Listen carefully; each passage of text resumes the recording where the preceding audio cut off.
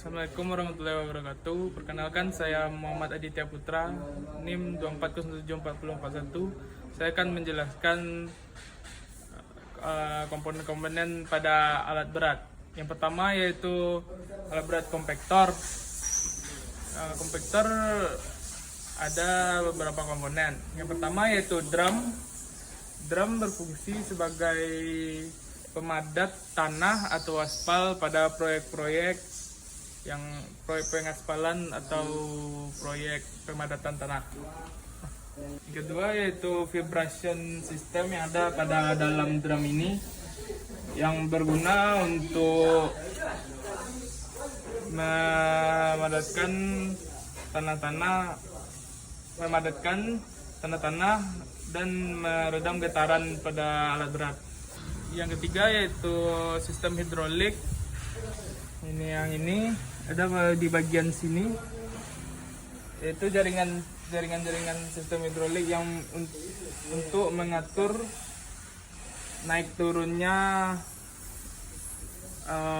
drum ini, naik turunnya drum pada alat berat. Yang kelima yaitu rangka.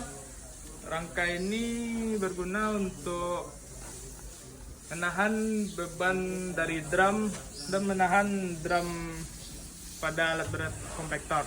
Yang keenam yaitu kabin. Kabin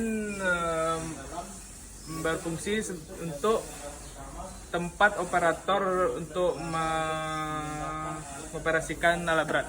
Yang ketujuh yaitu mesin pada kompaktor, yaitu bermesin diesel, berfungsi untuk menggerakkan alat berat, sistem penggerak alat berat utama. Yang ke-8 yaitu tangki bahan bakar yang berfungsi untuk menyimpan bahan bakar pada alat berat ini. Alat berat yang kedua yaitu tire roller. Komponen pertamanya yaitu ban karet. Ban karet yaitu elemen padat yang diberikan tekanan untuk material untuk menutup rongga udara pada aspal. Yang kedua yaitu ballast chamber, yang komponen bodi yang diisi air atau pasir untuk memberatkan alat berat. Yang ketiga yaitu frame. Frame yaitu rangka pada alat berat tire roller. Yang keempat yaitu mesin, penggerak utama pada alat berat tersebut. Yang kelima yaitu sistem penyiraman air yang berfungsi untuk ban karet pada saat aspal panas tidak melekat pada ban. Sistem steering atau sistem kemudi untuk membelokkan dan mengatur arah alat berat. Yang ketujuh yaitu sistem transmisi untuk memaju atau mundur pada alat berat tire. Lanjut ke alat berat yang ketiga yaitu ekskavator. Komponen yang pertama yaitu adalah bucket untuk mengeruk atau mengangkat material-material pada proyek. Yang kedua yaitu arm yang menyambungkan boom dan silinder hidrolik dan bucket. Yang ketiga yaitu boom untuk menaik dan menurunkan ekskavator. Yang keempat yaitu silinder hidrolik, adalah komponen hidrolik pada ekskavator yang menaik dan menurunkan lengan, menaik turunkan boom. Yang kelima yaitu rantai gigi atau track shoe yang berfungsi untuk penopang jalannya alat berat yang langsung ke tanah. Yang keenam yaitu gigi sprocket untuk penggerak yang memutar track shoe. 7 yaitu idler. Pada bagian depan ini ada idler untuk penopang dan penuntun bagian depan untuk mengatur ketegangan rantai. Counterweight yang ke-8 yaitu counterweight untuk menjaga keseimbangan pada alat berat saat mengangkat komponen. Yang ke-9 yaitu engine. Ada pada dalam sini bermesin diesel, yaitu sebagai penggerak utama pada alat berat. 10 yaitu adalah kabin yang berisi tuas, kursi. Kabin berfungsi untuk operator untuk menjalankan dan mengoperasikan alat berat ekskavator.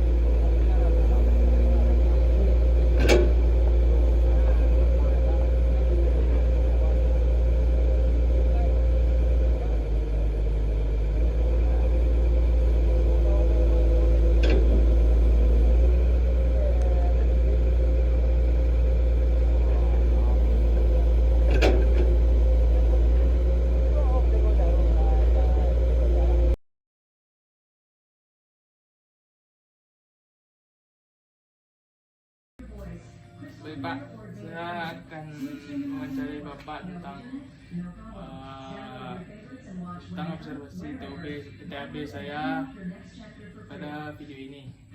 Pertama Pak, sebelum alat dioperasikan, Bapak apa pengecekan awal sebelum alat dioperasikan Pak?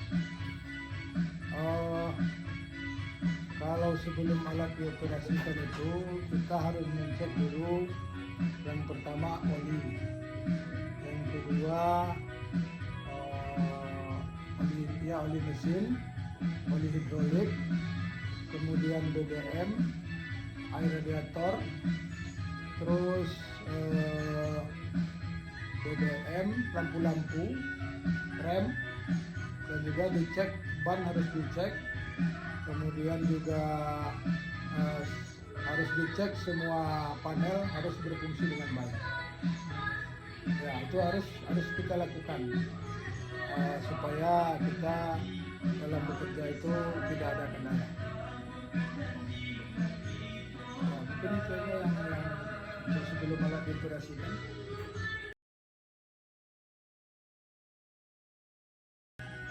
Yang kedua Pak, Ya. Apa yang harus dilakukan ketika alat berat tiba-tiba berhenti atau kerusakan terjadi pada alat berat? Yang pertama itu kalau ada kerusakan, yang pertama segera matikan mesin. Yang kedua, parkirkan kendaraan di tempat yang aman. Kemudian harus kita, kalau diperlukan, kita pasang rambu-rambu. Kemudian kita lapor kepada mekanik sesegera mungkin supaya pekerjaan bisa kita lanjutkan kembali. Itu Pak. Ya, pokoknya kalau mesin mati dalam keadaan bekerja, kita harus memarkirkan kendaraan di tempat yang aman supaya tidak mengganggu kegiatan yang lain. Dan segera lapor ke mekanik supaya mekanik segera datang dan segera bisa memperbaiki. Mungkin itu aja.